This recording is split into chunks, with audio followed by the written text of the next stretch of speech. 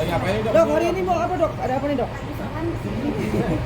Jadi ini Jawab ini ya, jawab lawyernya aja ya. intinya ada seseorang yang melapor profesinya dokter, inisialnya AS. AS melaporkan terkait dugaan pencemaran nama baik. Seperti itu. Makanya kami hadir untuk memenuhi panggilan pihak kepolisian dalam rangka penyidikan ya. Penyidikan. Sebenarnya tim penyidiknya dari Polrestabes Medan, tapi karena persoalan jarak dan waktu, makanya kami bersurat ke tim penyidik Polrestabes Medan sekiranya jika diperkenankan agar dapat dilakukan pemeriksaan di wilayah hukum Polda Metro Jaya atau Polda Banten karena terkendala terkait dengan jarak dan waktu. Alhamdulillah apa yang kami mohonkan mungkin dapat diakomodir sehingga pemeriksaannya dapat dijalankan hari ini di Polres Tangerang Selatan. Mungkin seperti itu ya. Oke, di dalam tadi gimana? BAP berapa pertanyaan? Dan seputar apa aja sih? BAP sekitar 20-an mungkin atau kurang, nggak banyak. Sekitar ya pencemaran nama baik melalui transaksi elektronik. Cuma gitu doang ya. Ya. Dokter sendiri ngerasa bahwa ngelakuin hal tersebut nggak sih? Enggak, coba sebentar dokter mau styling dong, boleh nggak di sini?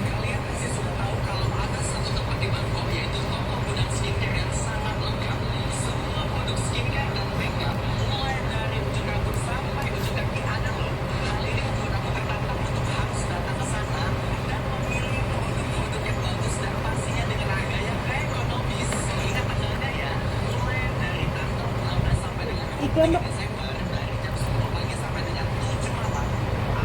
Oke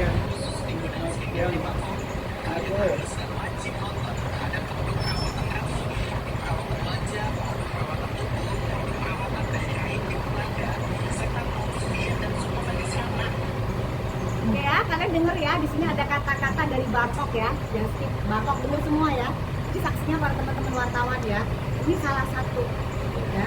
Ada materinya di situ ya.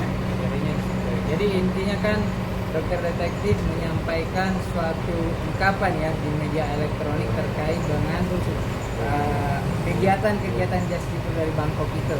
Itulah kemudian dilakukan.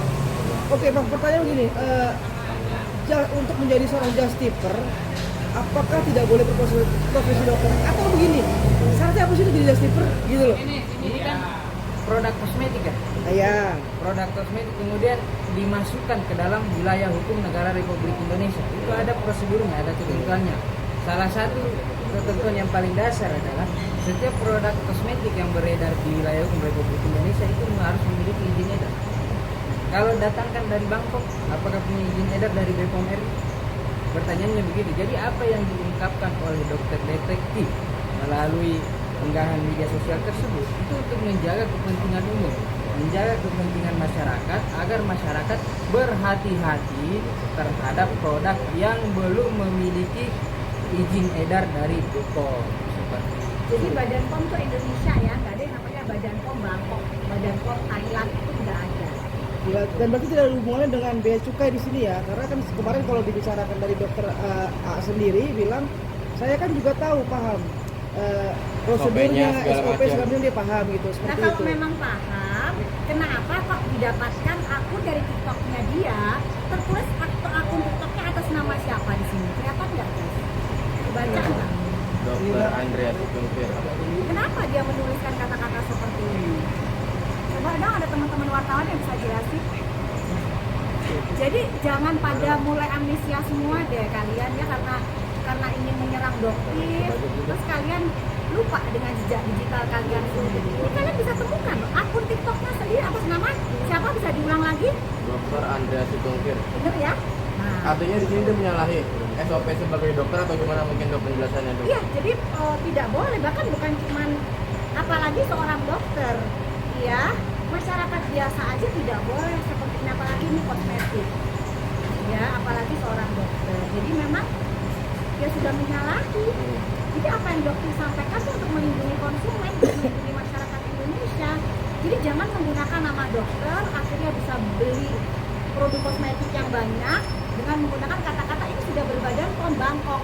Itu kan sesuatu hal yang menurut kita semua sebenarnya lucu gitu, tapi kan kalian tahu piringannya gitu ya.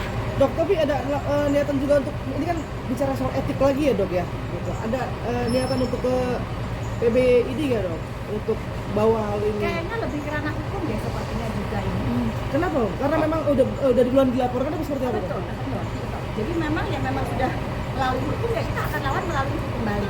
Tuh, jadi hati-hati aja buat kalian karena jejak digital itu kan kelihatan banget bisa diulang kembali gitu ya. Apa yang Dokter sampaikan itu adalah fakta, punya data semua. Ini salah satu loh jejak digital yang Dokter keluarkan tadi 2. Belum lagi berapa banyak lagi jejak digitalnya. Jadi yuk jangan pada amnesia semua gitu ya. Gitu. Oke. Langkah selanjutnya mungkin gimana nih dok? Gimana? Diambil. Langkah selanjutnya tentunya kita ikuti perkembangan penyidikan ya. Kalau pihak kepolisian ingin apa istilahnya butuh keterangan tambahan, kita akan kooperatif. Kita akan menghadiri jika masih dibutuhkan. Intinya, terus satu lagi, kami ingin menyampaikan terima kasih yang setinggi-tingginya dan salam hormat kepada tim penyidik dari Polrestabes Medan karena berkenan baratnya mengabulkan permohonan kami agar pemeriksaannya dilaksanakan di sini. Oke, terkait masalah pemeriksaan, jadi kemarin sempat dikasih info, Doktif saat tanggal 20 Januari dipanggil, pemanggilan ke Doktif kan sempat bikin VT itu 21 ya, besokannya di TikTok. Itu udah melayangkan surat dulu belum Bang? Setelah saya lupa tanggal berapa kami peroleh surat panggilannya, tapi setelah kami peroleh, kami langsung bersurat. Langsung ya Bang? Untuk minta penundaan dan penjadwalan ulang terkait waktu dan tempatnya. Itu ada secara resmi kami sampaikan. Bahkan kemarin juga ada dokter yang sebagai saksi dipanggil, misalnya Z, itu beliau pun sudah sering mengirimkan surat gitu ya. Gitu. Itu semua sudah kok, kita sangat kooperatif sekali. Jadi jangan lagi penggiringan opini itu melelahkan kasihan masyarakat kan yang jadi bingung gitu. Dokter, ini sebulan ini harus warawiri ke pihak kepolisian. Gimana sih dok dari awalnya edukasi, terus sekarang harus dapat laporan sana sini. Gimana nih dok menanggapinya dok? Jadi sebenarnya kita yang matiin dulu.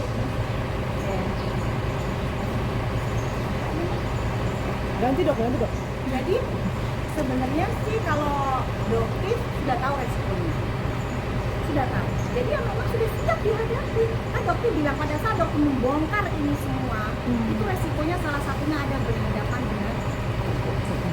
Tetapi selama yang Doktif sampaikan adalah fakta dan bukti-buktinya juga Doktif pegang, ya kenapa kita harus takut? Kenapa Doktif harus takut? Itu aja yang Doktif sampaikan. Mau Ya buat Doktif sih enjoy aja gitu saya. mau tidak mau kan waktu harus tersita. Betul, tapi kan Doktif juga punya tim ya. Jadi kalau untuk ya anggap aja ini kayak healing holiday aja gitu sayang. Holiday kita. Jadi setiap perbuatan pasti ada resikonya, termasuk dengan melakukan suatu tindakan-tindakan kebenaran pasti ada resikonya. Dan kita sebagai misalnya salah satu adalah memenuhi panggilan-panggilan dari pihak kepolisian. Kita sebagai warga negara yang baik, taat hukum, kita akan hadir. Jadi gini, kalau misalnya ada titik kan capek wajar dong ya kan capek. Tapi Doktif mikir, ya Allah alhamdulillah ini sudah berapa triliun uang masyarakat yang akhirnya bisa selamat, nggak terbuang percuma. Itu jadi semangat lagi, itu jadi kobar berapa triliun lagi yang bisa kamu selamatkan Doktif, berapa lagi. Itu menjadi penyemangat Doktif. Artinya hal yang selama ini Doktif lakukan itu merasa tetap pada jalurnya dalam artian benar ya? Bagaimana mungkin pembahasannya dok? Kayaknya Doktif nggak takut, nggak gentar. Ada yang bilang semua bilang panik, nanti pasti nggak ada pasti lagi panik gitu kan. Doktif ketawain aja gimana nggak. Kerjaan kalian itu kalau nggak nulis panik, takut, halu, apalagi begitu doang kan Doktif tuh ketawa ngeliatin begitu. Bukan mental seperti itu. Ya mungkin Doktif tetap kasih ini. Sebentar lagi mau jalan-jalan ya. Ada masalah nggak ngaruh. Doktif juga tidurnya juga pulas sekali. Sangat menikmati hari demi hari. Alhamdulillah. Dokter, mungkin terakhir yang soal teman-teman skincare di DPR itu seperti apa sih Dokter menilainya sendiri nih teman-teman datang ke DPR? Jadi Doktif sih menyarankan ya untuk teman-teman yang di DPR juga sebaiknya jangan dari pihak ownernya doang. Harusnya kan dari pihak korban juga dihadirkan, dari Doktif juga iya. Jadi di saat adil gitu. Ini kok dokter melihat kok hanya melindungi owner-owner tertentu, sementara owner-owner yang produknya Doktif Approve harusnya dipanggil juga dong, gitu. Apakah merasa dirugikan dengan hadirnya Doktif? Jadi itu kan fair. Begitu juga dengan para korban. Jadi jangan berpihak ke satu sisi. Kita ini sekarang anggota DPR itu kan Dewan Perwakilan Rakyat ya, gitu loh, bukan Dewan Perwakilannya para owner skincare, gitu. Jadi seharusnya juga dihadirkan nih seller, distributor yang sudah merasa dirugikan. Dan ini kerugian masyarakat pun bukan cuma jutaan, bahkan bisa terhitung triliunan karena bertahun-tahun. Dan perputaran skincare itu kan per tahunnya juga belasan T, gitu ya. Oke, ada tambahan mungkin? Kemudian ini, itu saya dengar ada isu atau bahkan mungkin sudah beredar juga di media-media. Ada mungkin dari lembaga swadaya masyarakat tentang perlindungan konsumen gitu ya, yang berbicara sekarang bahwa saya dari tahun lalu mengajukan permohonan hearing ke DPR. Kok saya belum diundang? Tiba-tiba mereka ini dapat undangan. Ada apa sebenarnya ya? Sudah 2 bulan ya. Pak Gatot namanya yang dari Surabaya ya, Pak Gatot itu luar biasa, beliau mengeluarkan uang dari dananya sendiri ya untuk melaporkan ke BPKN, dan ternyata sampai sekarang pun belum dipanggil. Tetapi beliau yang hanya mereka yang hanya sekian hari, kok tiba-tiba langsung masuk, ada apa nih? Baru diserahkan ke masyarakat. Ada pesan mungkin buat anggota DPR yang artinya mereka sudah memanggil beberapa owner ya, Dok? Insya Allah nanti Doktifnya juga ikut dipanggil. Doktif tunggu untuk segera memberikan paparan dan bukti-buktinya ya. Ada Ibaratnya diberikan kesempatan yang berimbang ya, untuk masing-masing mengklarifikasi, mengungkapkan fakta-fakta dan kebenaran, supaya ya, kebenaran itu benar-benar ada gitu. Oke, Dok, sorry, Bang, sorry, maaf gini. Saya juga berpikir gini, Bang. Jadi kalau BPOM itu kan kita Indonesia di Indonesia ya, Bang.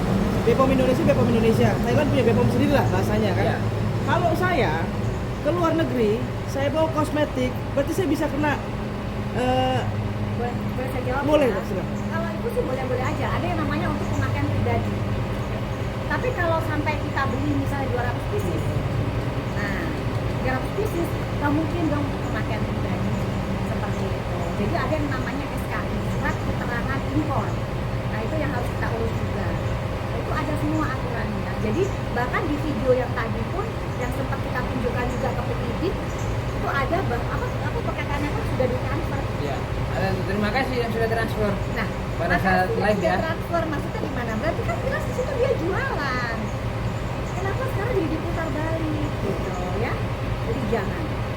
Berarti kalau hanya untuk pemakaian, Nggak ada masalah. Kan ada Pemakaian batas. pribadi oke, bisa. even sekalipun itu tidak ada BPOM izin nggak Tidak masalah. ada masalah. Kan kita kan biasanya juga ada yang beli dari produk dari luar, nggak ada masalah.